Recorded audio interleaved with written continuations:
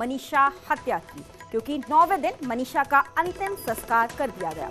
छोटे भाई नितेश ने मनीषा को मुखाग्नि दी। गांव ढाणी लक्ष्मण शमशान घाट में हजारों की भीड़ उमड़ी। पिता संजय सिंह के आंसुओं से जो माहौल था गमगीन हो गया। अंतिम यात्रा में मनीषा अमर रहे के नारे गूंजे। बता दें कि पुलिस और रैपिड एक्शन फोर्स ने यहां पर पूरा मोर्चा अपना संभाला। भिवानी में इंटरनेट बंद की अवधि और बढ़ा दी गई है। अगले 24 घंटे भी इंटरनेट यहां पर बंद रहेगा। बता दें कि वहीं चरखी दादरी में भी इंटरनेट बहाल हो गया है। पुलिस ने रास्तों को जेसीबी के जरिए खुलवाया है। शांतिपूर्ण तरीके में पूरे रीति रिवाज से अंतिम संस्कार मनीषा कर दिया गया है। प्रशासन की तरफ से लोहारू एसडीएम मनोज दलाल अंतिम संस्कार में शामिल हुए। किसान नेता गुरनाम चढ़ूनी भी यहां पर पहुंचे। तरह तरह के सवालों के जवाब न मिलने से जो ये मामला है लंबा चला है, उनकी तरफ से इस बात का जिक्र किया गया। एसडीएम मनोज दलाल ने कहा कि परिवार की मांग पूरी होने पर अंतिम संस्कार कर दिया गया है। उन्होंने कहा कि सीबीआई की जांच जल्दी ही शुरू होगी।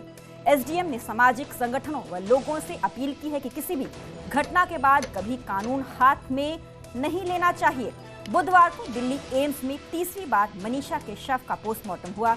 इससे पहले भिवानी सिविल हॉस्पिटल और रोहतक पीजीआई में पोस्टमार्टम हुआ था। दरअसल परिवार ने 2 मांगे सरकार के सामने रखी थी, जिसमें केस की सीबीआई जांच से करवाने और दिल्ली एम्स में पोस्टमार्टम करवाना शामिल था। दोनों मांगे पूरी होने के बाद मनीषा का अंतिम संस्कार कर दिया।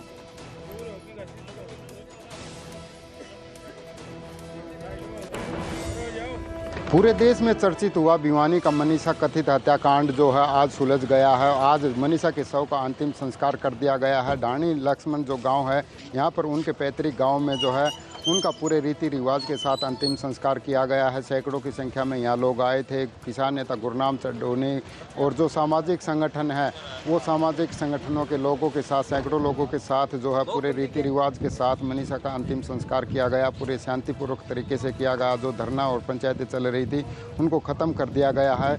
यानी कि एक तरह से मनीषा का जो कथित हत्याकांड था उस मामले में अब शांति है पूरे गांव में और सभी की निगाहें अब परिवार हो, पंचायत हो, संगठन हो या धरना कमेटी के सदस्य हों, उन सभी की निगाह सीबीआई जांच पर है। आखिरकार कब सीबीआई की जांच होती है और कब पूरी होती है और आखिरकार इस पूरे मामले में कौन दोषी मिलता है। जन भावनाओं के अनुसार और परिवार की भावनाओं के अनुसार उन्हें लग रहा था कि कुछ गलत हुआ है और सरकार ने उन बातों को समझा और सरकार ने ये स्वीकार किया कि जन भावना सर्वोपरि है।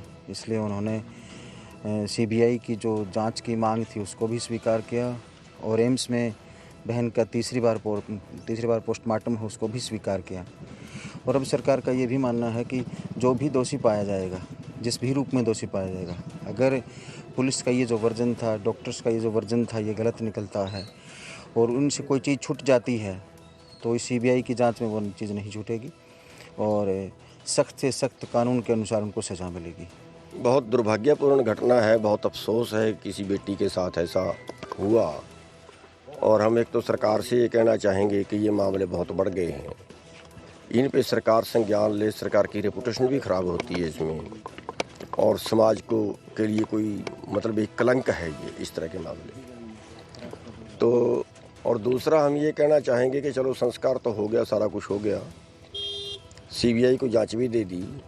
उस जांच के दायरे में जो है अगर कोई पुलिस वाला केस को दबाने में संलिप्त पाया जाता है, अगर कोई डॉक्टर इस केस को बचाने में, मुजरिम को बचाने में संलिप्त पाया जाता है या कोई नेता इस मामले को दबाने में संलिप्त पाया जाता है तो उसको भी सीबीआई बराबर का मुजरिम माने।